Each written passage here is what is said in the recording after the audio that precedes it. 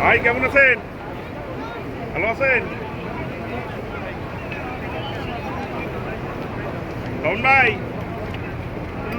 এবার কিন্তু আপনার সিরিয়াল, কিন্তু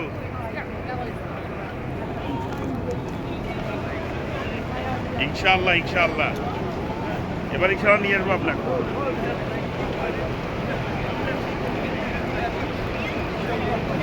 বীর তো মাশাআল্লাহ ভাই ইনশাআল্লাহ এবার নিয়ে আসবো আপনাকে ইনশাআল্লাহ।